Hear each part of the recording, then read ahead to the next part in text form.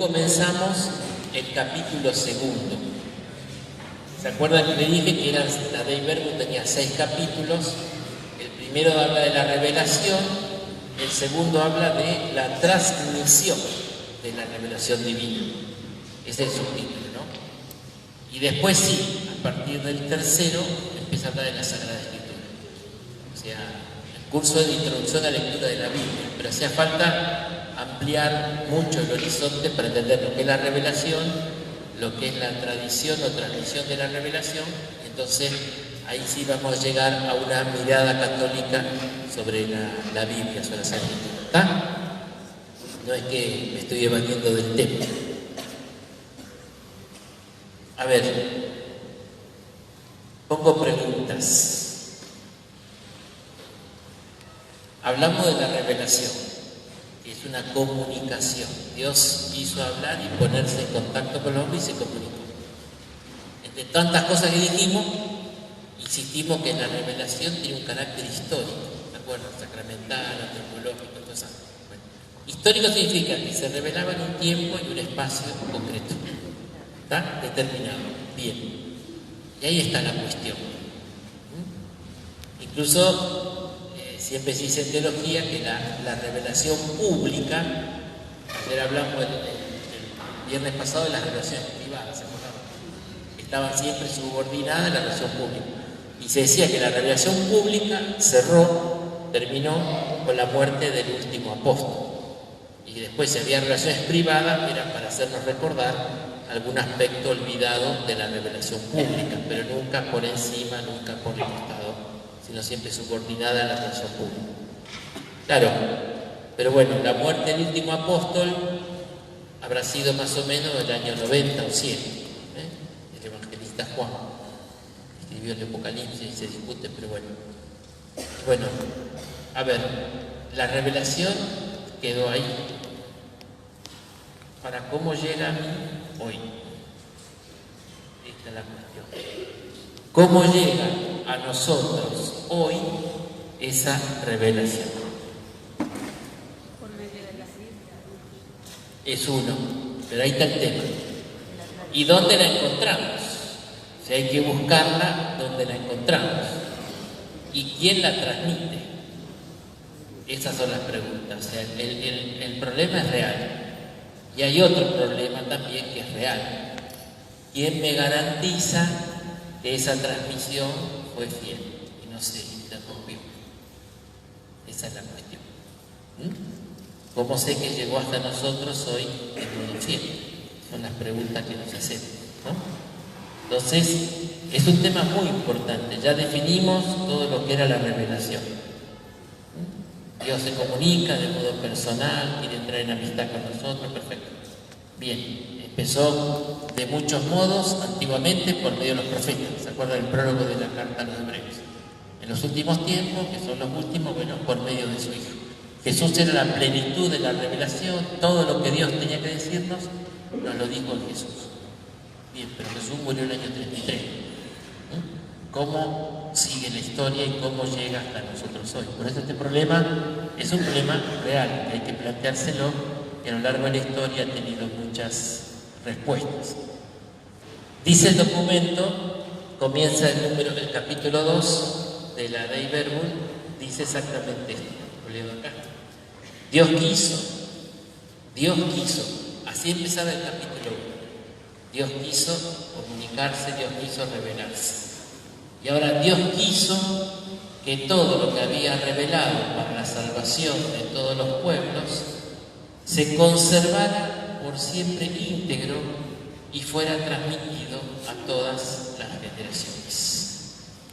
Entonces acá aparecen algunas ideas que Dios quiso revelarse y quiso que esa revelación se transmitiera de modo íntegro a todas las generaciones. Que se transmitiera por todas las generaciones.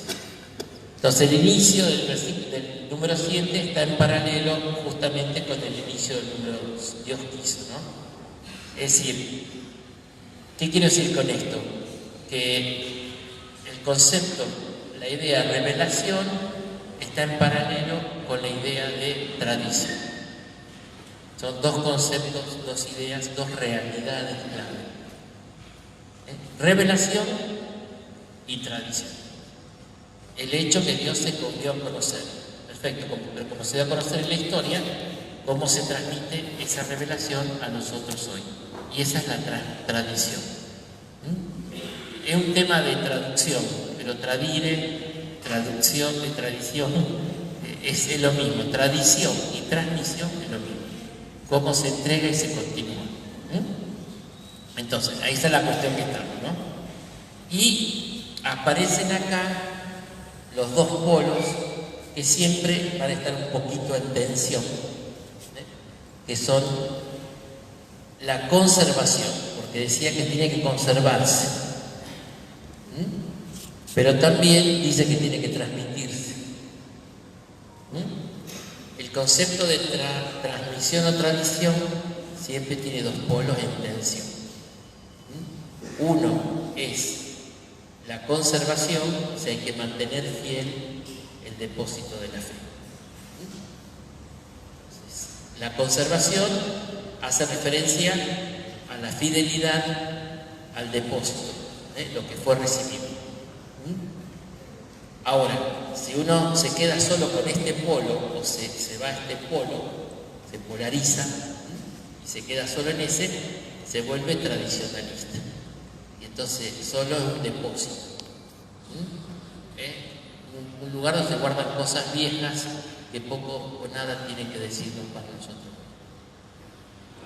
Ahora, lo que Dios quiere es que se conserve, sí, fiel, íntegro, pero también que se transmita. Y la transmisión siempre es dinámica, siempre tiene creatividad y por eso actualidad. O sea, no se trata simplemente de repetir las cosas del pasado, sino las verdades profundas del pasado, decirlas para que sean comprensibles al hombre de hoy. Y eso es lo dinámico y la actualidad. ¿Se entendió? Es muy importante. Ahora, si yo hago actualización sin conservación, no. Es lo que se llama innovación disruptiva. O sea, yo no puedo romper. Vamos a hablar mucho después de la encíclica Lumen Fidei, la joyita, toca muy lindo el tema, pero el Papa Benedicto se ocupó mucho también de este tema, ¿no? Y cuando fue el Concilio Vaticano II, los 40 años, él era el Papa, dijo que acá hubo dos problemas, ¿no? O sea, había una hermenéutica, una interpretación de la discontinuidad y una hermenéutica de la continuidad. No ruptura, hay que leer el Vaticano II en continuidad con toda la tradición de la Iglesia. Algunos no lo aceptaron, vamos a ver, y se provocó el cisma de Lefebvre, y otros ya están en el Vaticano IV, tampoco es lo que la Iglesia pide, ya se fueron ya. Entonces, siempre, esto va a ser siempre tensión. En la historia de la Iglesia siempre hubo tensión. Ojalá podamos un día estudiar un poquito, hacer un curso sobre San Pablo, y en San Pablo se ve muy claro. Eso nos cuesta mucho cuando leemos San Pablo, los Hechos de los Apóstoles, ¿no? ¿Cuál fue el primer gran problema de la Iglesia a nivel doctrinal? Si era necesario hacerse judío para ser cristiano. Todo el tema que Pablo habla de la famosa circuncisión, pero con todo lo que significa. A tal punto que tiene que hacer un concilio. El primer concilio fue para hablar, bueno, a ver, los no cristianos, los no judíos, los paganos. Quedó claro que Jesús trajo la salvación para todos los hombres. Esto para un judío es muy difícil de aceptar, porque nosotros somos el pueblo elegido. Y estos, los paganos, son una porquería. Y de golpe a todos. Ay, vayan, hagan discípulos a todos, a todas las naciones. Ahora, ¿tienen que hacerse judíos para hacerse cristianos? ¿O no? Lo que la experiencia demostró, que el Espíritu Santo se derramó directamente aunque no estén circuncidados. Por tanto, si el Espíritu lo hizo, dice Pedro, ¿quién soy yo para impedir? Y los bautizó. Pero fue el primer problema. Entonces, y otra vez, el conservadurismo, la sola conservación o la actualización. Entonces siempre hay tensión. hasta el día de hoy siempre va a haber tensión un poquito con esto. Pero es normal, digamos. El tema es no polarizarse de un lado y de otro, ¿no? Entonces, el documento mantiene como complementarios los dos ejes. O sea, la revelación es un depósito que se recibió y que tengo que ser fiel, no lo puedo cambiar. ¿Tá? Ahora, esa fidelidad no significa repetición mecánica. Es una fidelidad creativa. O sea, ser fiel a la revelación es comunicarla y hacerla comprensible al hombre de hoy. Y eso es dinámico y es actualidad. O sea, la tradición debe continuar, no se puede frenar. Después vamos a ver un texto de Juan Pablo II. Si se frenó, dejó de ser. Está equivocada. Tiene que continuar. Es dinámica. Cada generación tiene la obligación de transmitir a la generación siguiente la fe. Pero como la cultura va cambiando, hay que buscar nuevas expresiones. ¿Se acuerdan? La nueva evangelización, nueva en su ardor, nueva en su expresión, nueva en sus formas. Eso es fidelidad creativa. Pero no un nuevo evangelio, o sea, el evangelio de siempre. Jesucristo es el mismo, hoy, ayer y para siempre, pero hay que transmitirlo y comunicarlo de modo creativo, siendo fiel también a la gente, a las generaciones nuevas, ¿no? Y esto, por eso la iglesia siempre genera un poco de ruido hasta que se hace el equilibrio, como que se mueve un poco el barco hasta que encuentre el equilibrio, ¿está? Bien, esto es importante después porque vamos a ir viéndolo. Bien, ¿de dónde viene este término? Por eso el verbo, paradosis es un término griego, ahí está transliterado, que es sustantivo de un verbo que es paradidomi, que significa entregar. Cuando dice que Judas lo entregó, utiliza esto. Entonces, es la entrega, por eso la tradición, lo que uno entrega. Y hay 3 textos de la carta a los Corintios donde aparece esto y es muy claro. Por ejemplo, en 1 Corintios 12:1, Pablo le dice a los corintios: los felicito porque siempre se acuerdan de mí y guardan las tradiciones. Acá dice parábolas, tal como yo las he transmitido. Y ahí está el verbo paradidomi. O sea, Pablo felicita a los corintios porque Pablo les transmitió a los corintios lo que él a su vez había recibido. Pero bueno, ustedes conservan la tradición, las tradiciones tal como yo se las manifesté. ¿Tá? Entonces se alegra Pablo que son fieles al evangelio que les predico. Y ahí aparece el término, entonces, no me quiere, no me importa. Qué cosa. Está muy sensible.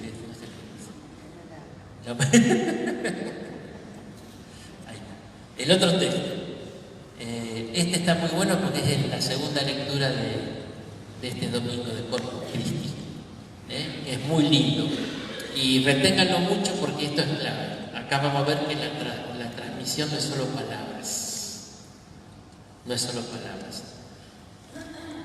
¿Se acuerdan del contexto? Que había divisiones en la comunidad de Corintios, porque cuando empezaron a crecer los cristianos, tenían que reunirse, se reunían por casas. El cristianismo fue un movimiento familiar desde que nace, porque fueron echados de la sinagoga, entonces se reunían en casa de familia.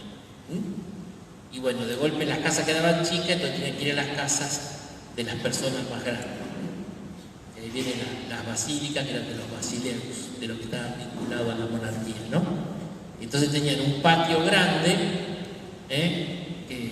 donde se reunía la gente y comía. Después había un patio más chico que era para el personal o los empleados. Claro, esas dos diferencias sociales parece que se mantenían. Cuando Pablo se entera, se enoja un montón. Y si ustedes no están haciendo la cena del Señor, están haciendo cualquier cosa, porque no puede ser. Dice, para entender lo que es la misa, la cena del Señor, Pablo dice que Jesucristo, entonces dice, lo que yo recibí del Señor, esto es clave, lo que yo recibí del Señor, de Jesús, y a mi vez les he transmitido es lo siguiente. Hay Ahí está Pablo como apóstol, es cadena en la tradición. Pablo lo recibió del Señor y es lo que le transmitió a los corintios, lo que él recibió del Señor. Claro, no fue directamente. Pablo seguramente lo aprendió en la comunidad de Antioquía, donde era la comunidad donde él, su comunidad madre es la de Antioquía. Y ahí recibió esta tradición, ¿no? Pero venía del Señor Jesús. ¿Qué hizo Jesús? Dice, en la última cena, el Señor Jesús, la noche en que fue entregado, tomó el pan, dio gracias, reacción, bueno, está el texto, lo vamos a leer, ¿no? O sea, le transmite las palabras de la Eucaristía. Entonces acá está claro que lo que Pablo recibió del Señor es lo que transmite, y entonces así tienen que vivir y ser fiel a esto. Entonces acá aparecen los términos de parados y de tradición. Pablo transmite lo que recibió, no lo inventó Pablo. ¿No se escucha bien?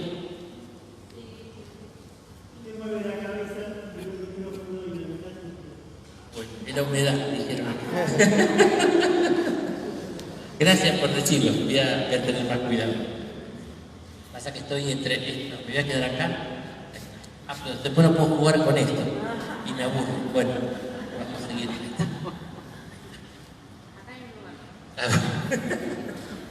El otro texto, capítulo 15 de la primera carta a los Corintios, que Pablo está hablando del tema de la resurrección, y entonces transmite el querigma. Cuando pregunta qué es el querigma, se va siempre a estos versículos. ¿Qué hace Pablo?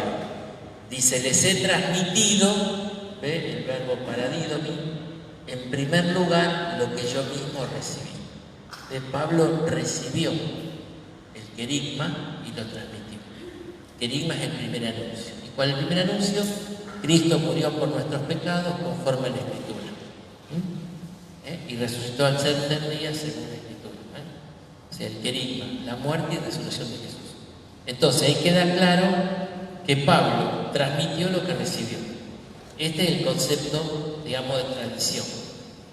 Claro, la Escritura para Pablo no existía el nuevo, lo estaba haciendo cuando escribía esto. Sí, pero por eso, ahora vamos a ver la diferencia. Pero Pablo transmitió lo que él recibió. Ve que el concepto de tradición está vinculado desde el bajo, siempre, ¿no? Y Pablo transmite lo que recibe. Al estar vinculado con los apóstoles, tiene la garantía entonces de la fidelidad. Entonces, vamos a ver el tema. Jesús mandó a los apóstoles que predicaran el Evangelio a todos los hombres. Vayan y hagan discípulos a todos los hombres, bautizándolos en el nombre del Padre y del Espíritu Santo y enseñándoles a guardar todo lo que yo les enseñé. Entonces, la tradición empieza con el Jesús histórico, para usar un término, con Jesús concreto. Él es el que empieza la tradición, porque pide que se transmita lo que Él comunicó. ¿Bien? Entonces los apóstoles cumplieron esta misión de dos formas. Primero, la tradición oral. O sea, Jesús no escribió nada, más que algunas cositas en el piso. Jesús predicó, dio ejemplos, dio vida. Y esto es lo que se transmite. Entonces la tradición oral es anterior a la escritura escrita, al texto escrito. Esto ya es claro. Después vamos a ver, este fue un problema que se armó con Lutero, con los reformados. Después voy a explicar un poco el tema. Hoy en día, el otro día se cumplen 30 años del acuerdo luterano católico, lo festejamos celebrando ahí en José Cepaz, un acto ecuménico, porque ellos ya se aceptan. Después, gracias a los estudios bíblicos, está claro que la escritura, la Biblia, es una tradición puesta por escrito. No se puede contraponer escritura y tradición. Primero se transmitió oralmente y después se puso por escrito. Eso ya lo aceptan todos. Después hay un tema entre tradición con mayúscula y tradiciones con minúscula, y ese es el problema hasta el día de hoy.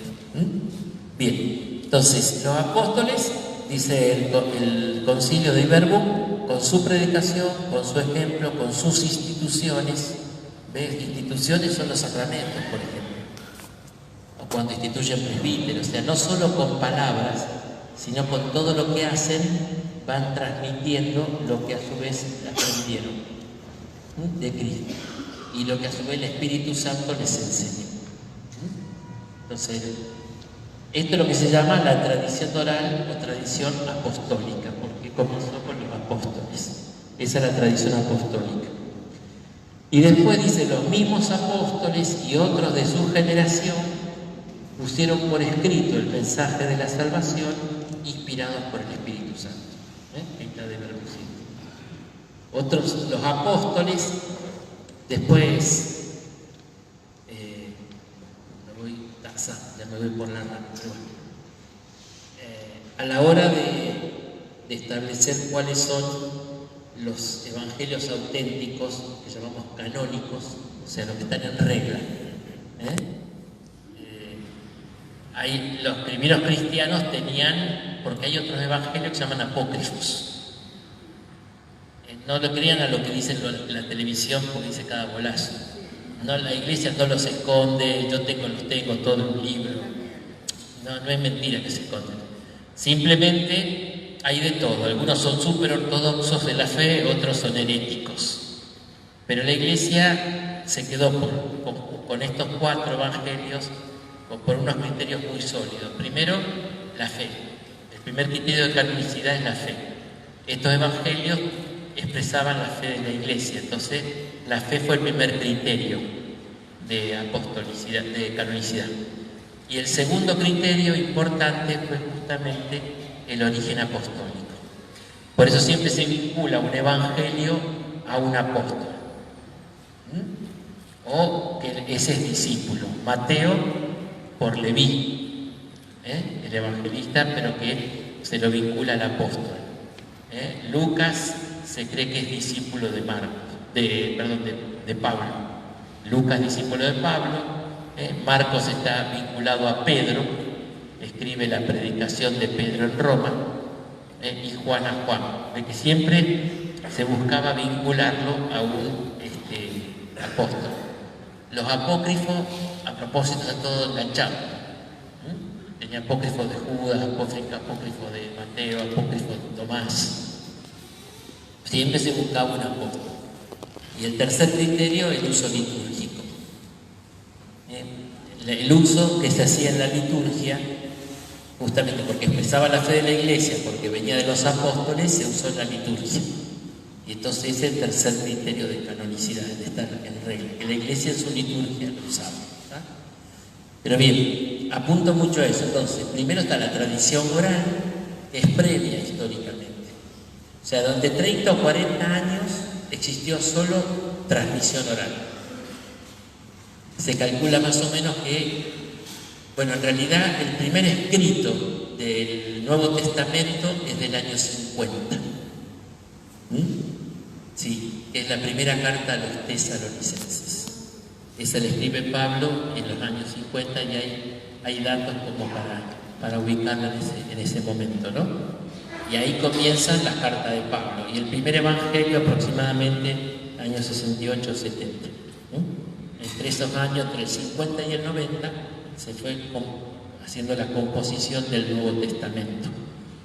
Y si vamos a la muerte de Jesús en el 23, por eso hay 20 o 30 años de tradición puramente oral hasta que se ponía por escrito. El tema fue que empezaron a morir los apóstoles y entonces, para que no se pierda, había como apuntes sueltos y se juntaron. Ya veremos el número 19 de Dei Verbum, habla de cómo es el origen de los evangelios. O sea, hay un número entero que pone 3 momentos en la formación de los evangelios, la composición. Bien, entonces estos son los conceptos claros. Jesús mandó predicar, transmitir, pero no solo palabras, sino todo, la vida, la institución. Los apóstoles predicaron, formaron iglesias, crearon comunidades, todo eso es tradición. Y en cierto momento, después se puso por escrito todo lo que estaba ahí transmitido, y entonces empieza a surgir el Nuevo Testamento en la Escritura. ¿Ah? Bien. Dice el documento de Dei Verbum, esta tradición, o la escritura de ambos testamentos son el espejo en el que la Iglesia peregrina contempla a Dios, de quien todo lo recibe, hasta el día en que llega a verlo cara a cara como Él es. Se han puesto poéticos los padres conciliares, ¿no? Tradición y escritura, cuando dice escritura, antiguo y nuevo, es el espejo donde la Iglesia ve el rostro de Dios, la revelación. Y lo mira ahí hasta que lo pueda ver cara a cara en el cielo. Pero nos está diciendo que quiero encontrar a Dios, tengo que ir a buscarlo en la tradición de la Escritura, Antiguo y Nuevo Testamento. Ahí está el rostro de Dios, porque ahí Dios se dio a conocer. Es como un espejo que refleja el rostro de Dios. ¿Está? Bien. Hay algunas distinciones que hay que hacer. Esto ha hecho que corra mucha agua bajo el puente. Una cosa es tradición apostólica o tradición con mayúscula, y otra cosa es la tradición o costumbres eclesiales. A ver, las dos son necesarias y se van a dar siempre. Igual que pasó con las revelaciones privadas, siempre la Iglesia tiene que estar reformándose, porque se le meten tradiciones que no están de acuerdo con la tradición. Este fue el problema de Lutero. O sea, pasa que él mezcló el trigo y la cizaña y no supo esperar.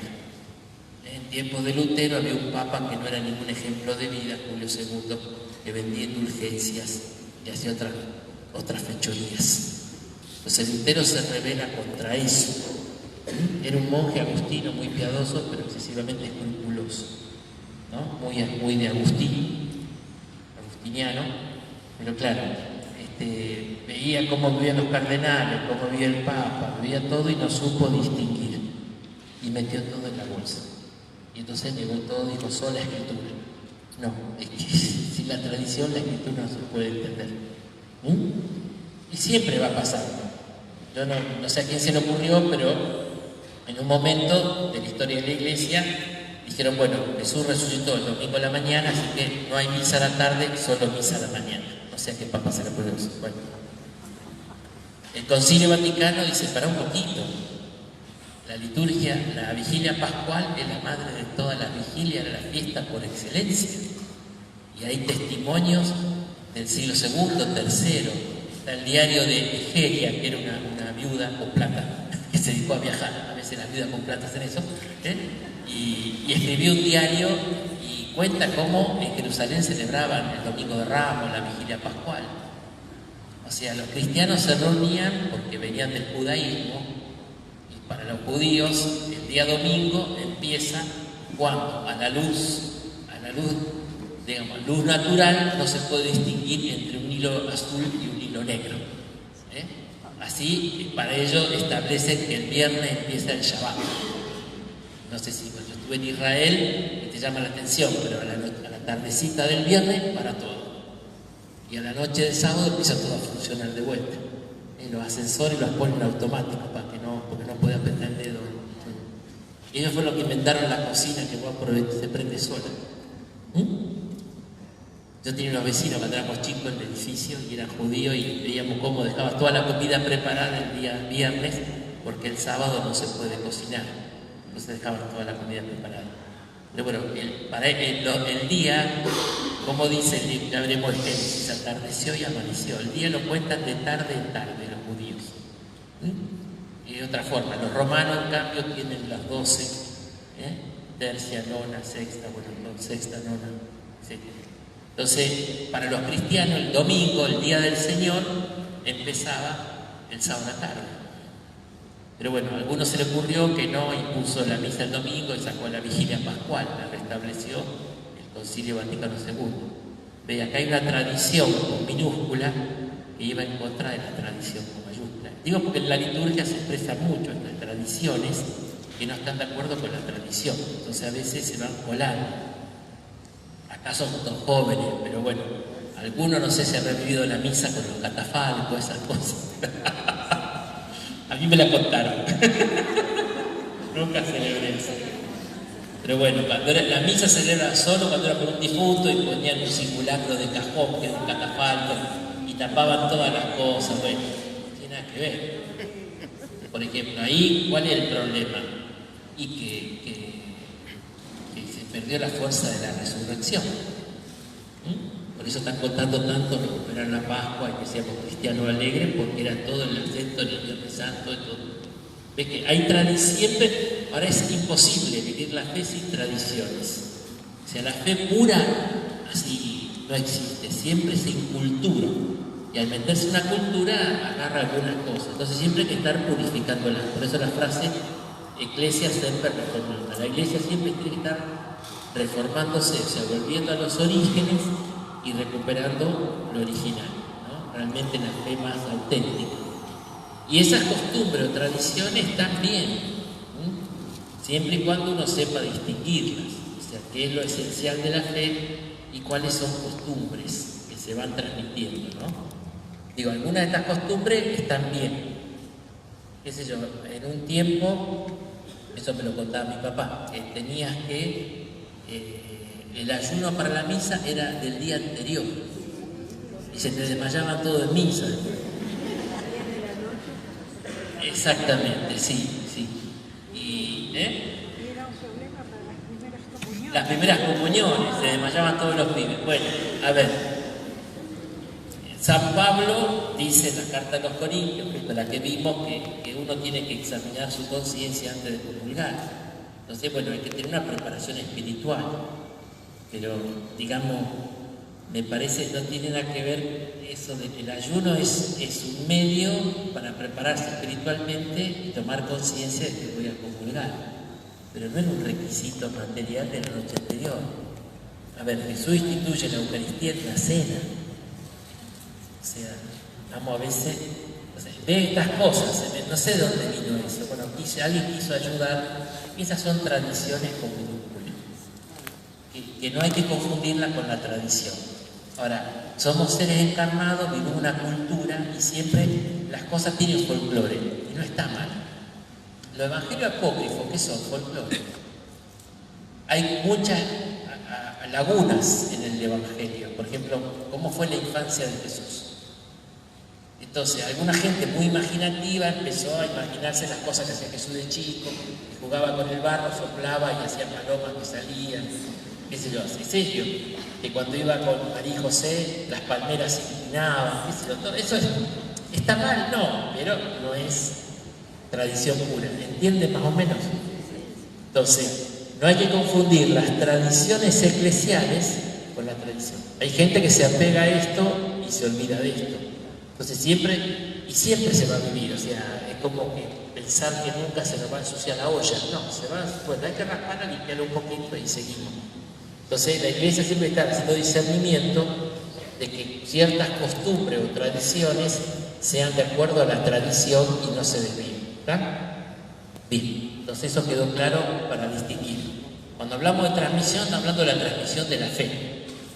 Ahora después vamos a ver cuáles son los 4 elementos fundamentales de la tradición. Ah, no, para acá. No es mi día. Bien, segundo, tiene que ver con lo que dijimos antes, una tradición pasiva y una tradición activa o transmisión activa. A ver, los dos polos que decíamos antes.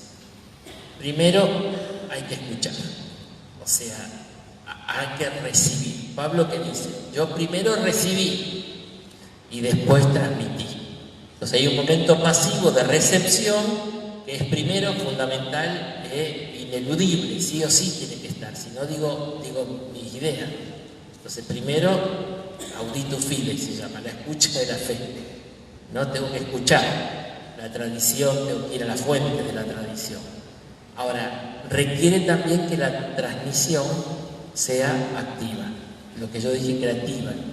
No hace falta decir lo mismo, pero hay que enseñar lo mismo en cuanto a la esencia, a la sustancia, ¿no? Ese es el tema. Por eso también la tradición tiene que ser activa. O O sea, yo tengo que transmitir lo que recibí. Esto de ser misionero es eso. Cuando dice que la iglesia es misionera por esencia, es que yo lo recibí y tengo una obligación de transmitir. O sea, me tengo que sentir obligado en transmitir lo que recibí. Es como algo que me quema adentro, dice Jeremías, y lo tengo que decir. Pablo dice, ay de mí si no evangelizo. No puedo. No puedo no evangelizar, no me puedo guardar esto, dice Pablo. Tengo que comunicarlo, ¿no? Ese es el origen de la misión. Por eso tiene estas dos dimensiones que tienen que equilibrarse. No, estamos formando para misionar. Y bueno, cuando llega con bastón, ahora vamos a misionar. ¿No se acuerdan? Bien. Por eso ahí sacó Aparecida. Yo escuché una, ahí da para todo, ¿no? Fue una charla de casi 40 minutos sobre si era discípulos y misioneros o discípulos misioneros. Tanto lío por una I. Pero bueno, parece que, porque primero vamos a ser discípulos y después cuando estemos bien formados vamos a ser misioneros. Aparecida sacó la I. Discípulos misioneros. En la medida que recibo, decía Juan Pablo II, la fe crece cuanto más la doy. Cuanto más comunico la fe, más me crece. Bien, es otro mecanismo. Y después, bueno, es muy lindo, después vamos a ver, ¿no? Siempre la relación entre María y la iglesia, ¿no? Hay que mirar, para entender las cosas hay que mirar siempre a la Virgen y entendemos las cosas, o la Virgen nos las hace entender, ¿no? Pero entonces, María como madre fue receptora y transmisora de la vida de Jesús.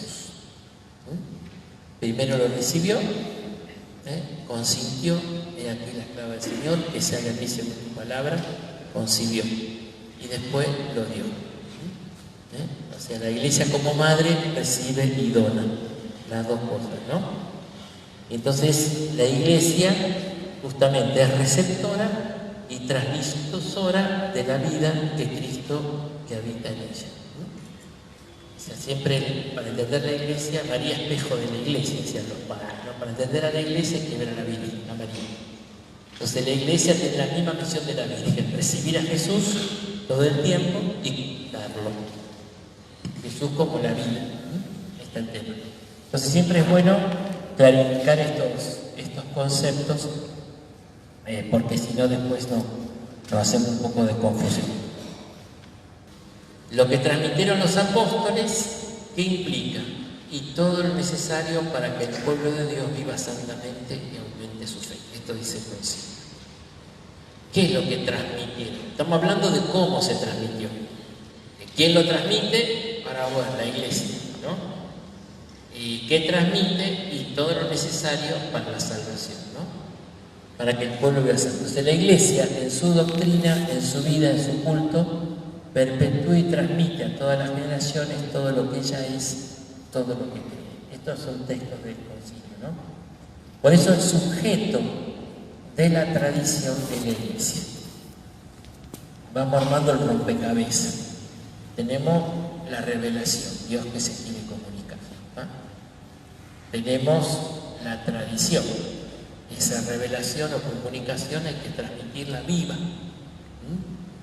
Y bueno, pero el otro pieza clave de este juego de ajedrez es la iglesia. La iglesia es el sujeto de la tradición, no por sus méritos, sino por el Espíritu Santo que está en ella, que es también el otro de la tradición, ¿no? Entonces la iglesia es el sujeto. O sea, cuando decimos los apóstoles es la iglesia. Entonces los apóstoles reciben, los apóstoles fundan comunidades. En esas comunidades transmiten, o sea, la palabra, la enseñanza de Jesús, los sacramentos, la gracia, todo, la oración. Y esa es la iglesia, en la medida que vive, transmite. Ahora vamos a ver sobre este tema, pero es, digamos, la intuición más luminosa, ¿no? de este capítulo 2 de Dei Verbum, ¿no? Porque así como la revelación no era conceptos, sino una persona que se dona, bueno, la tradición también es algo vivo que se transmite. Por eso incluye, veremos, la Eucaristía, que es una persona que se dona, Jesús, Eucaristía, ¿no? Entonces, esto es importante. Y la Iglesia, por eso, cuando ofrece la Eucaristía, ofrece lo mejor que tiene y ofrece todo lo que tiene, todo lo que es, todo lo que cree. O sea, todo lo que es y todo lo que cree. O sea, con todo, con todo.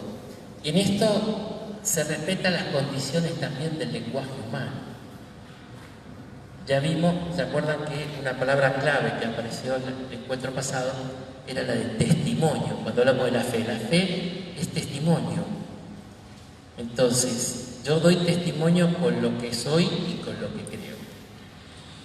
Si no, no llega. O sea, no vale que yo hable y después haga todo lo contrario, como decían de chico, borro con el codo lo que escribí con la mano. Por eso la Iglesia, con todo lo que es, con todo lo que cree, con todo lo que hace, mantiene viva esta tradición. Y también está diciendo que donde quiere buscar el rostro de Jesús, el rostro del Padre, en la Iglesia. Es la misión que tenemos como Iglesia.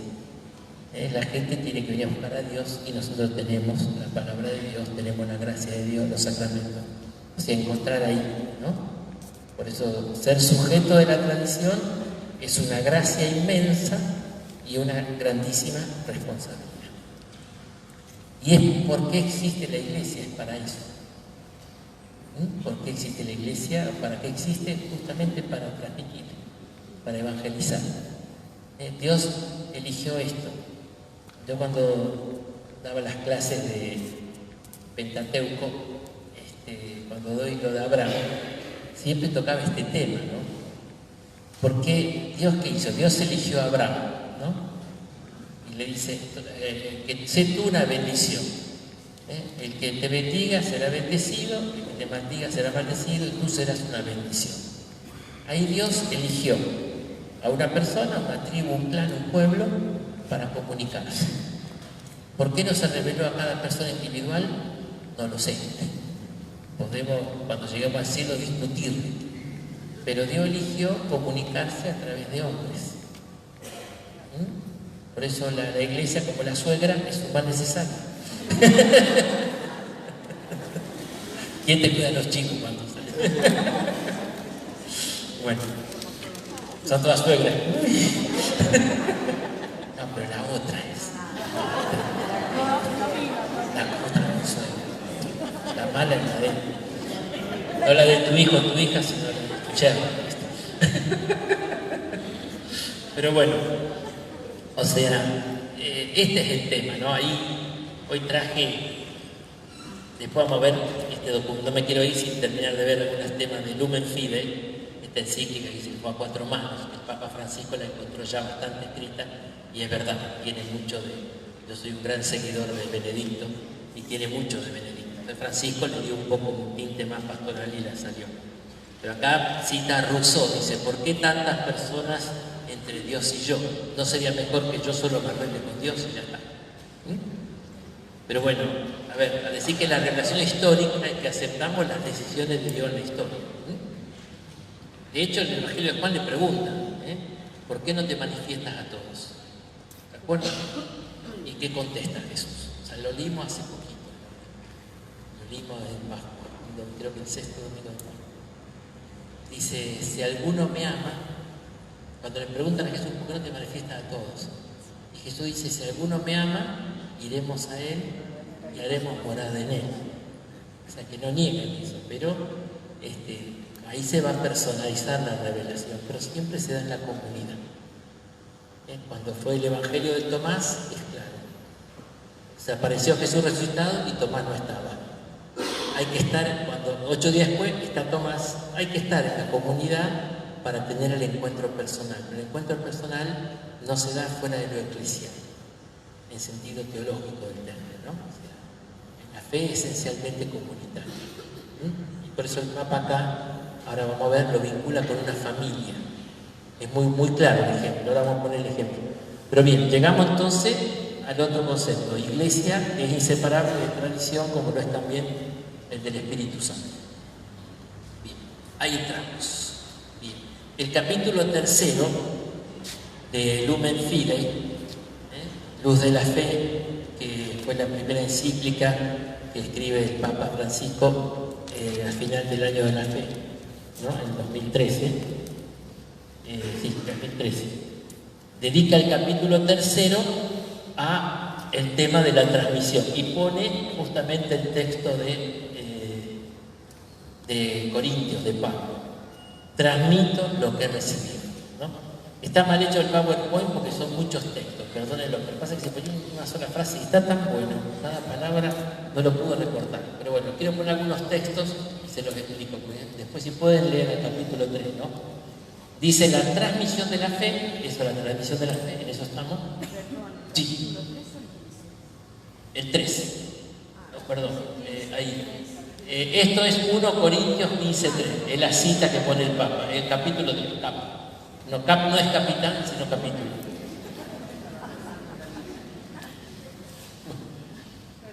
La transmisión de la fe, que brilla para todos los hombres en todo lugar, pasa también por coordenadas temporales de generación en generación, igual que la revelación. Temporales. La fe se transmite de generación en generación. Y puesto que la fe nace de un encuentro que se produce en la historia, e ilumina el camino a lo largo del tiempo, tiene necesidad de transmitirse a través de los siglos. Y mediante una cadena interrumpida de testimonios, llega a nosotros el rostro de Jesús.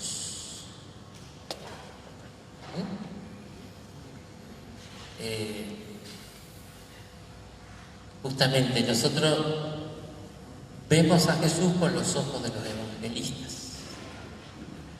Por eso son 4, porque es una riqueza. Marcos ve algunos aspectos de Jesús, otros su humanidad, y los contrastes. Mateo lo ve más como Kyrios, como Señor, como Maestro que enseña. Lucas lo ve más como la misericordia obrando, por eso pone las parábolas, como misionero itinerante que camina. Jesús está siempre en camino en Lucas, ¿no? Y Juan más bien es contemplativo, ¿no? Lo ve más como el Señor glorioso que sigue obrando en la iglesia. Ve que cada uno da una mirada, o sea, exactamente, pero claro, nosotros creemos en el testimonio de los apóstoles en el fondo, el testimonio de Dios, pero también el testimonio de los apóstoles, porque por medio de ellos nos llega a nosotros el rostro de Jesús, ¿no? Esa es una hermosa definición de lo que es la tradición. Bien, ¿qué más dice? Y ahí hace preguntas el Papa, que son las mismas que lo hicimos nosotros. ¿Cómo es posible esto? ¿Cómo podemos estar seguros de llegar al verdadero Jesús a través de los siglos? Es la pregunta que decíamos antes, ¿no? ¿Cómo estamos seguros de que es el verdadero Jesús el que llega a nosotros hoy? ¿No? Bien, este es el tema, está la cuestión. ¿Y cómo responde? Dice, si el hombre fuese un individuo aislado, si partiésemos solamente del yo individual que busca en sí mismo la seguridad del conocimiento, esta certeza sería imposible. Si yo pienso que yo solo puedo conocer por mí mismo, no hay forma. Está medio de moda, soy agnóstico. Significa en griego el alfa privativa, o sea, agnosis, o sea, no soy ateo. El ateo niega la existencia de Dios. El agnóstico dice no se puede conocer a Dios. No sé si existe o no existe, no sé si Jesús es Dios o no es Dios. Se queda, digamos, en una indefinición, ¿no? Como que no se puede conocer, ¿no? Pero en el fondo el agnóstico es un tipo individualista, está cerrado en sí mismo, ¿no? Entonces yo digo que solamente con mi yo voy a poder conocer, no puedo ver por mí mismo lo que ha sucedido en una época tan distante de la vida. O sea, lo que decía Tomás, si no lo creo, no lo veo, estamos locos, porque no lo vamos a ver. Entonces, ¿qué queda? Dice el Papa, esta no es la única manera que tiene el hombre de conocer. La persona vive siempre en relación. Proviene de otro, pertenece a otro, su vida se ensancha en el encuentro con otros. Incluso el conocimiento de sí, la misma autoconciencia es relacional y está vinculada a otros que nos han precedido. En primer lugar, que nos han dado la vida y el nombre. Es verdad, autoconciencia es por el yo a través del tú. Por eso el tema, ¿qué pasa si Robinson Crusoe? ¿Qué pasaría con un chico? Lamentablemente no sobrevive, pero un chico que se queda solo en la isla. Tarzán ya llegó, después tuvo con los monos, pero con esa otra cosa. Pero, a ver, la autoconciencia, yo me descubro a través del tú. Y yo me conozco siempre como relación. Si es falso que mi mente aislada pueda descubrir la verdad. O sea, hoy incluso se habla mucho de la academia, de la sociedad científica, la necesidad para conocer el tipo.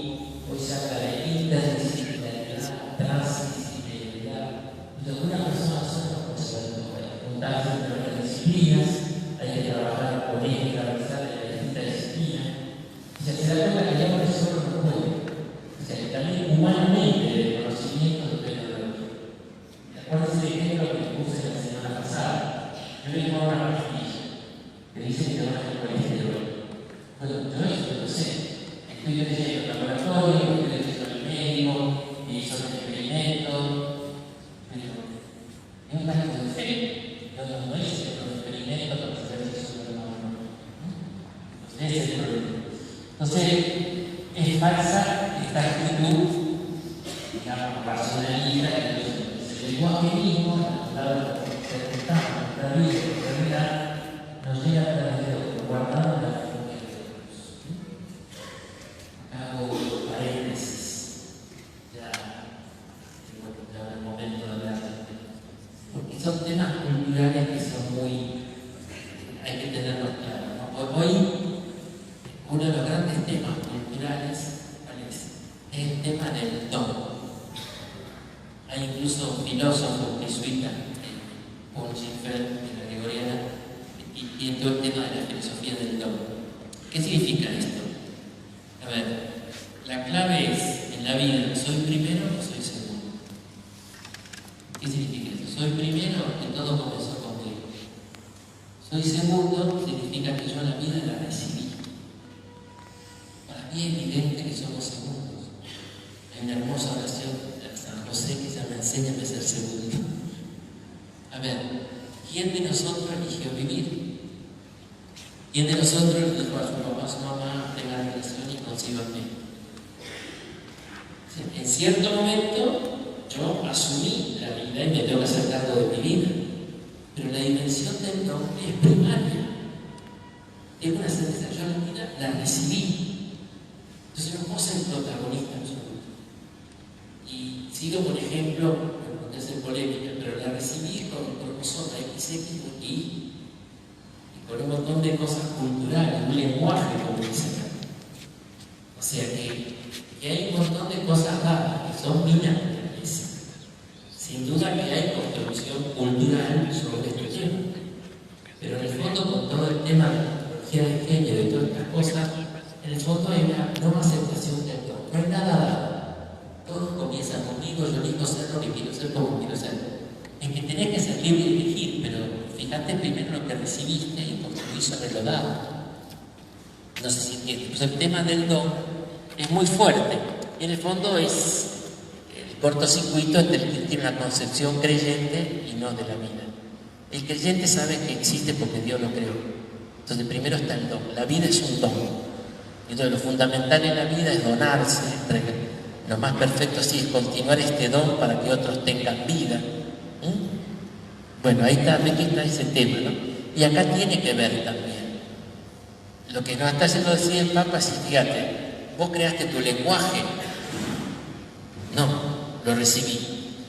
Vos te diste nombre a vos mismo. No, me pusieron el nombre. Bueno, entonces hay un montón de caracteres, de cosas que son recibidas. Y esto en el fondo es transmisión, o sea, en el fondo es tradición. A nivel humano hay muchas cosas que aprendemos por tradición, muchísimas. Hablar, entre otras. Cómo comer, cómo sentarse, cómo pararse, cómo pedir. O sea, muchísimas cosas que las hemos recibido. Y eso es tradición humana. Entonces, no se puede usar ese argumento de que uno tiene que creer todo, ¿no? Dice, el conocimiento de uno mismo solo es posible cuando participamos en una memoria más grande. Y ahí va entonces el ejemplo que pone el Papa de la familia. Lo mismo sucede con la fe, que lleva a su plenitud el modo humano de comprender. Dice, el pasado de la fe, aquel acto de amor de Jesús que ha hecho germinar en el mundo una vida nueva, nos llega en la memoria de otros, de testigos, conservado vivo en aquel sujeto único de memoria que es la Iglesia. O sea, la Iglesia guarda en su memoria justamente esto y transmite esta memoria. Fíjese que cuando te preguntan quién somos, bueno, me llamo tal, el nombre me lo dieron. En la Biblia, fíjese que en la cultura antigua, como la Palestina, una persona se definía por el padre, no es este el hijo de José, de María, y por el gentilicio de Nazaret. En la zona rural todavía se dicen, Juan de Armstrong, Pepe o el hijo de... No hay... Las personas se definen por de quién es hijo y el lugar donde uno vive. Y son todas cosas que uno ha recibido, ¿no? Entonces, esta memoria, y una familia transmite a una persona la memoria. Yo en casa escuché la historia de mi abuelo, que vinieron de Italia. Esa es la memoria que una familia transmite y hace a mi identidad. Por eso yo estoy muy interesado, hoy que está tan de moda el árbol genealógico. Quiero saber de dónde vengo, cómo es mi tradición personal. Es eso. Y bueno, la Iglesia es lo mismo en el orden de la fe. La Iglesia es una madre que nos enseña a hablar el lenguaje de la fe. Así como la familia te enseña a hablar, la Iglesia te enseña con la catequesis el lenguaje de la fe. San Juan en su Evangelio ha insistido en este aspecto, uniendo fe y memoria, asociando ambas a la acción del Espíritu Santo, que el Espíritu Santo les recordará todo.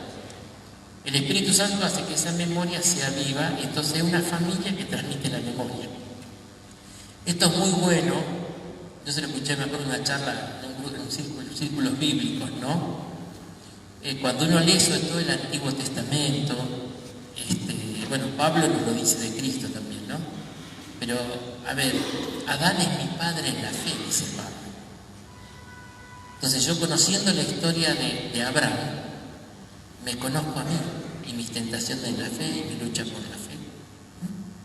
O sea, cuando uno logra leer la Biblia como la historia de nuestros antepasados, y el pecado de Adán que me toca, y la fe de Abraham que busca a Dios, ¿no? Y toda esta la providencia de José, uno empieza a ver que es la propia historia que se transmite. Y cuando le hago cultura y le hago vida, ahí me vuelvo creyente. Cuando me apropio de esta historia, la Biblia es una historia de salvación, pero forma parte de mi historia de salvación. O sea, hay que transmitirla, contarla como la propia historia, ¿no? De nuestra vida y de nuestra salvación. Por eso es tan importante, ¿no? Para entender la Escritura como esto, ¿no? Bien. Entonces, fíjese que el Espíritu Santo es la otra pieza del ajedrez. Revelación que tiene que transmitirse. Hay un sujeto que la recibe y la transmite, que es la Iglesia, y hay una gente que da fuerza y le da la fidelidad, que es el Espíritu Santo. El Espíritu Santo les recordará todo y les enseñará todo cuanto dije. El garante de la fidelidad, de la transmisión, de la tradición, es el Espíritu Santo. Ese es el tema. Pues es una cuestión de fe, en el fondo, que se puede argumentar racionalmente también, ¿no? Cuando ya en el siglo II, III salían las primeras herejías, y siempre las herejías atacan la tradición, la transmisión, la quieren dejar en el pasado, y no impiden que continúen. Y San Irineo le contaba con la lista de los papas, como diciendo, ¿de dónde venimos? Bueno, de Pedro, Lino, Cleto, Clemente, todos los del canon primero de la misa. O sea, nosotros podemos, está en San Pablo Extramuros, está toda la lista de los papas, de Pedro hasta acá, ininterrumpida, más allá de la santidad o no de algunos de ellos, pero es la cadena ininterrumpida hasta de nosotros hoy. Es lo que se llama la sucesión apostólica. O sea, eso es como la base humana, pero la garantía la del Espíritu Santo, ¿no? Por eso el tema de la tradición o transmisión. Bien, dice el número 40, la Iglesia, como toda familia, transmite a sus hijos el contenido de su memoria. ¿Quién nos recuerda con qué interés el papá o el abuelo te contaba la historia de cuando vinieron las cosas? Si es así. O sea, es una familia que cuenta el contenido de su memoria, ¿no? Y cómo hacerlo de manera que nada se pierda, o más bien que todo se profundice cada semana en el patrimonio de la fe.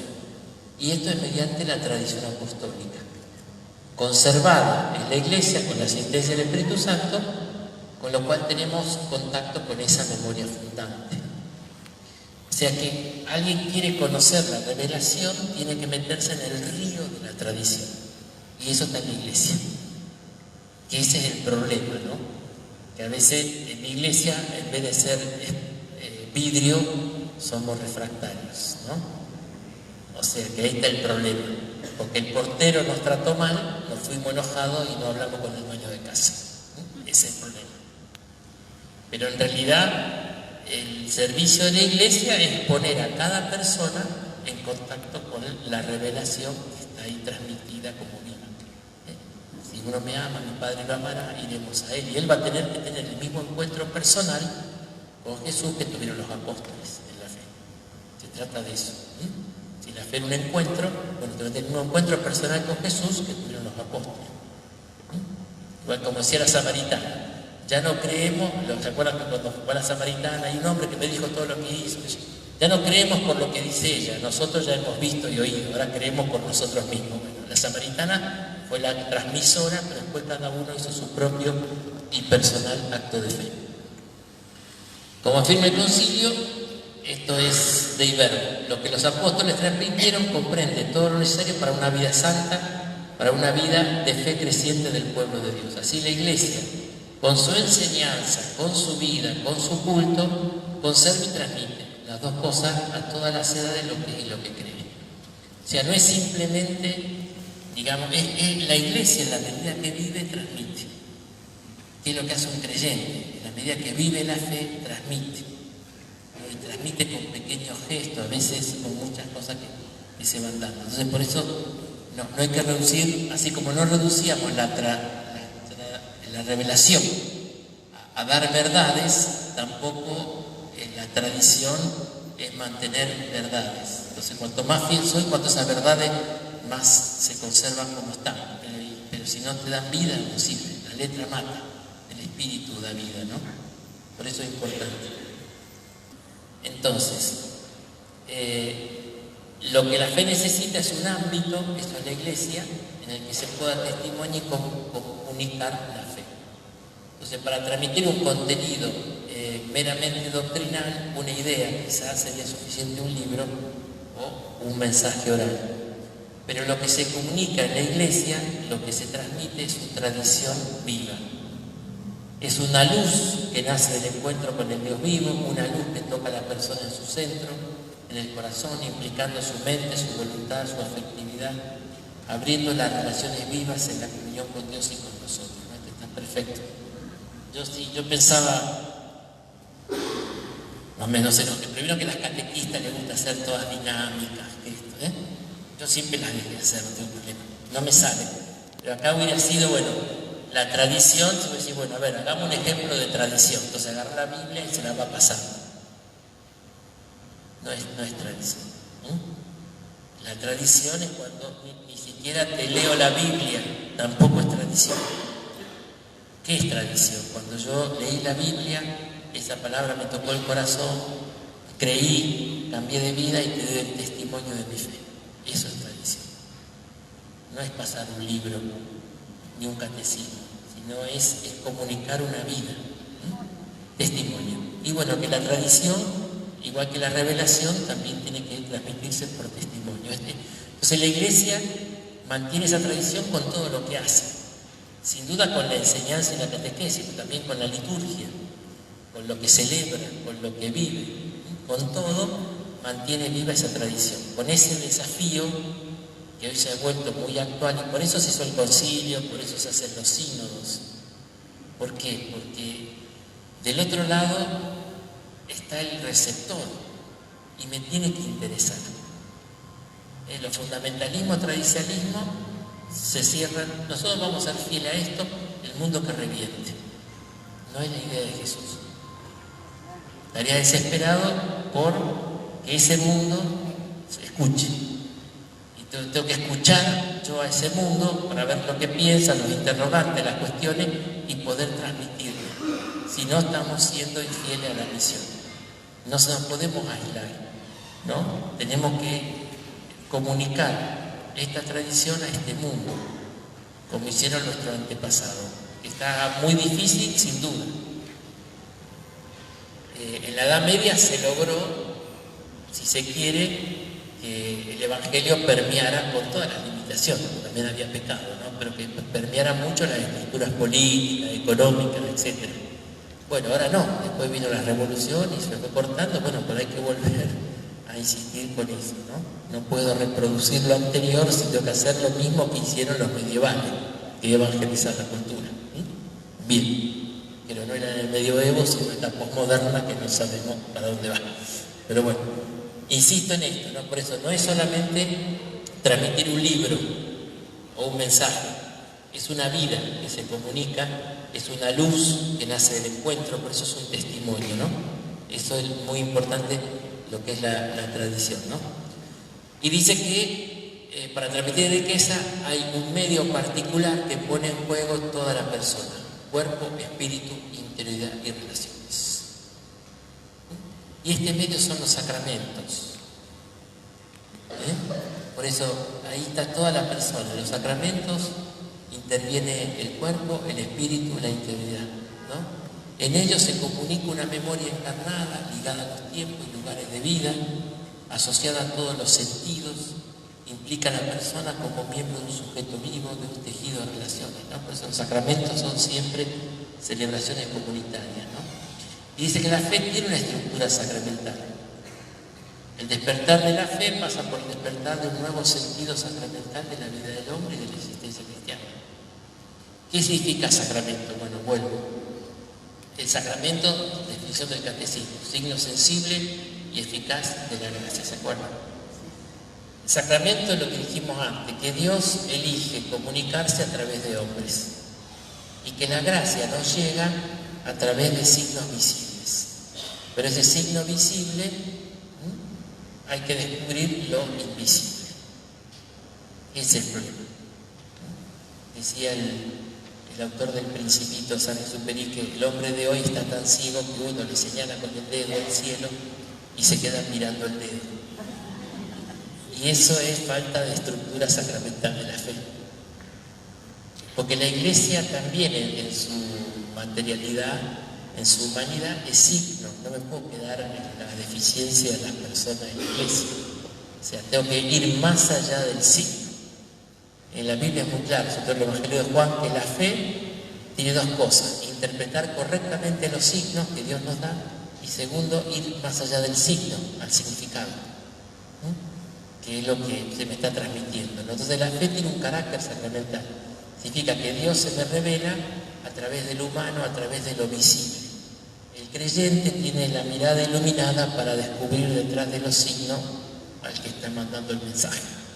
No se queda con el mensajero, sino con el que manda. Me vino la poesía de San Juan de la Cruz, que dice: no quieras mandarme ya más mensajeros que no saben decirme lo que quiero. Cuando le pide a Dios el encuentro una vez por todas, hacia allá, no, me mandé mensajero, no quiero predicadores, quiero vos. Y es lo que dice Santo Tomás, que la fe termina a Dios mismo. O sea, incluso las palabras de la Biblia también es sacramento. O sea, las palabras, el texto, encierra una verdad y una persona que está hablando. Entonces tengo que ir más allá de las palabras al encuentro de la persona. El que lee la Biblia sin fe se queda con el texto.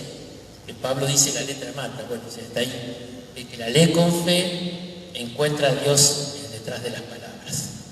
También la Biblia son palabras humanas, pero que encierran la palabra de Dios. Pero esas palabras de Dios están en las palabras humanas, no puedo puentearlas. como tener una intuición directa, sino que tengo que ir a las palabras humanas para ver lo que Dios me está diciendo. El creyente descubre la palabra de Dios en las palabras humanas porque tiene la estructura sacramental de la fe. ¿Está? Bien, un pasito más, hace como denso, pero ya vamos a terminar. El Papa insiste mucho acá en el bautismo, ¿no? ¿Por qué? Pero yo acá lo corté un poquito, ¿no? Pero insiste mucho en cómo era la celebración del bautismo en la iglesia antigua, ¿no? Que era un largo catecumenado de 2 años por lo menos, que a lo largo de ese proceso se le iba enseñando a vivir, que había escrutinio. Escrutinio significa, bueno, a ver, ¿cómo estás viviendo? ¿Superaste estos vicios, estos pecados? ¿Creciste en la oración? O sea, se examinaba la vida, no si se sabía de memoria las preguntas. O sea, el catecumenado de la introducción a la vida cristiana. El concilio pidió que se vuelva a hacer una iniciación a la vida cristiana, ¿no? Ahora, en ese camino, bueno, se le daba el símbolo de los apóstoles. Entonces, que era el credo, y lo aprendían. Esta es la síntesis de nuestra fe. Y después se le entregaba el Padre Nuestro, estaba la entrega del Padre Nuestro también, para que aprenda a rezar. O sea, se lo iba iniciando en la vida cristiana, ¿no? Y incluso en la forma de actuar y de vivir en comunidad. Entonces, por eso dice que el bautismo es una forma de transmitir. Por eso toda la celebración, o sea, por el ejemplo, una celebración bautismal, como que eso es un gesto donde la Iglesia está transmitiendo la fe, la nueva vida que da la gracia, la filiación divina, etc. ¿Ah? Bien. También va a hablar, pues, lo puse de la Eucaristía, ¿no? Bueno, ahí está. La Eucaristía como alimento para la fe, encuentro con Cristo, presente realmente el acto supremo de amor, el don de sí mismo que es la vida. O sea, la Iglesia en la medida que celebra los sacramentos está manifestando la tradición. O sea, la Iglesia está cuidadosa con la liturgia, porque quiere que esa liturgia exprese la fe. Y de algún modo, en la Eucaristía está todo, ¿no? En la misa está la palabra de Dios, está la enseñanza, está la vida que se comunica, está la comunidad, está el saludo de paz, está la caridad con la ofrenda. Es como que está todo ahí, ¿no? Es como la expresión suprema que dice, máxima expresión de esta naturaleza sacramental de la fe, ¿no? Y están los dos ejes en los cuales concurre el camino de la fe. Un eje, la historia. ¿Qué es la Eucaristía? Hagan esto en memoria mía. Es memorial. Yo creo que le expliqué que en la Biblia, a ver, acá hay un tema distinto. Para nosotros hacer memoria es ir al pasado. La Biblia cuando hace memoria, ¿qué hace? Trae el pasado al presente. Ya lo decían los judíos, dice, no fue a Israel que sacó de Egipto. A nosotros hoy nos está liberando. Hacer memoria de la salida de Egipto es, el Señor nos libera a nosotros hoy. Entonces, hacer memoria de la pasión y muerte y resurrección en cada Eucaristía, lo que celebramos Corpus, es que hoy Jesús está entregando su vida por nosotros. Ese es el memorial. Se hace presente, la memoria se hace actual, y eso es tradición pura. Entonces, la tradición se mueve en el eje de la historia, porque un acontecimiento del pasado nos trae al presente y nos llena de esperanza para el futuro. Y el otro eje es justamente el sacramental. El mundo visible lleva al invisible. El eje histórico y el eje sacramental, ¿no? Porque la Eucaristía es pan y vino, pero después de la consagración, el cuerpo, sangre, alma y divinidad. Entonces, voy más allá del signo visible del pan a descubrir la presencia real de Jesús. Pero eso es la parte, digamos, sacramental, ¿no? Dice que aprendemos a ver la profundidad de la realidad, dice hermosamente el Papa, ¿no? Así que bueno, esto, perdón que sea tanto el texto. Y también dice que en los sacramentos la Iglesia transmite su memoria, en particular la confesión de fe, que no es un asentimiento a verdades, conjunto de verdades, sino que toda la vida se pone en camino hacia la comunión plena con el Dios mismo, ¿no? Por eso podemos decir que el credo En el credo es el creyente el que es invitado a entrar en el misterio de Cristo que profesa y a dejarse transformar por lo que profesa, ¿no? Un poco la fe en sentido personal que veíamos en la semana pasada, ¿no? Pero voy un poco más rápido, no les voy a contar el chiste de por qué son 10 los mandamientos. Bien. Y hay otros dos elementos que hacen la esencia. Ya vimos la profesión de fe, los sacramentos, ahora queda la oración, especialmente del Padre Nuestro, dice el Papa acá, y la otra es el camino de los mandamientos. Ahí está el decálogo. Dice que también la Iglesia transmite un modo de vivir y ahí entran el decálogo, los 10 mandamientos, que no son preceptos negativos, dice, son indicaciones concretas para salir del desierto del yo autorreferencial. Esto es Francisco, es cerrado en sí mismo y entrar en diálogo con Dios, dejándose abrazar por su misericordia para ser portador. O sea, los mandamientos, detrás de cada no hay un sí. O sea, no matarás, bueno, amá. O sea, hay un sí a la vida. O sea, no robarás, bueno, un sí a la generosidad. O sea, realmente te marca los desvíos para que vos realmente sigas el camino. Esto quiere decir que la Iglesia también tiene que enseñar a vivir los mandamientos y también las bienaventuranzas, pero digamos que es necesario, que así como la mamá le enseña al chico lavate los dientes antes de dormir o lavate las manos antes de comer, son mandamientos.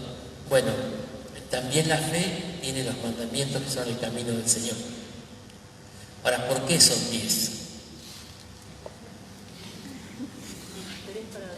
Tres para Dios y el resto para los hombres.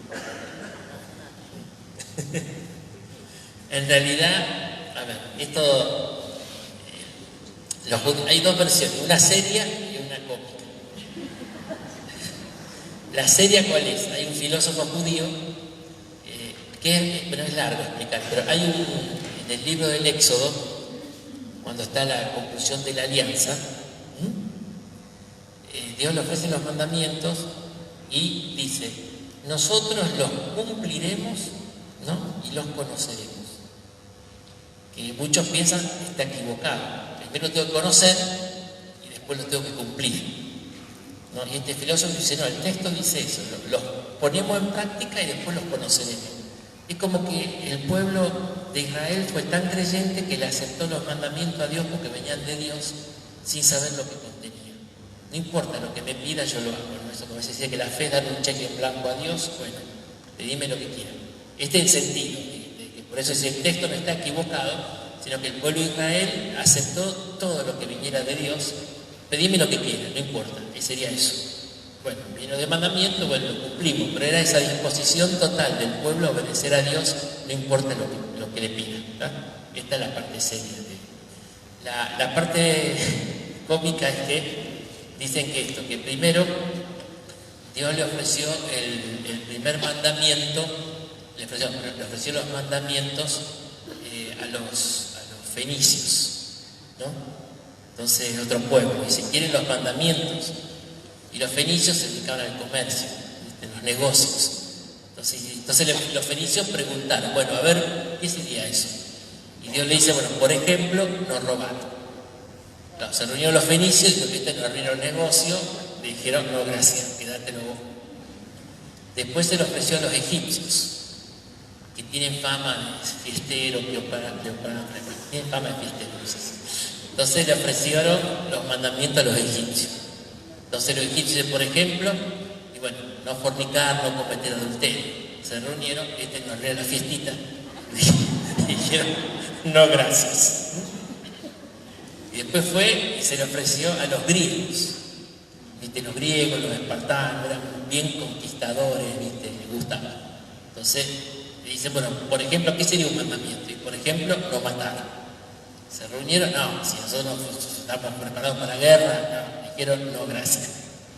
Y entonces recién fue y se lo ofreció al pueblo de Israel. Dice, ¿quieren los mandamientos? Y el pueblo de Israel preguntó, ¿cuánto cuesta? Dios le dijo, es gratis. Dijeron, bueno, deme 10.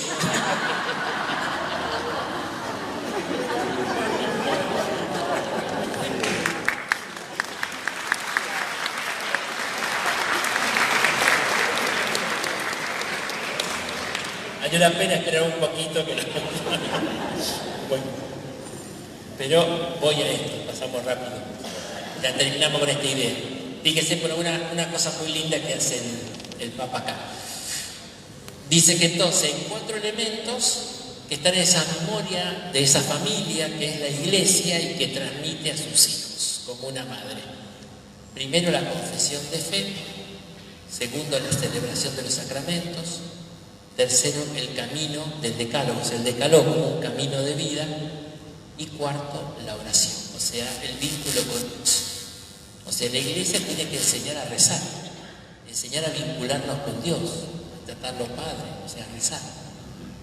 Retenga mucho estos 4 elementos. Dice el Papa que ahí está, digamos, la tradición es todo esto. ¿Qué es lo que está en la memoria de la iglesia que como madre transmite a sus hijos?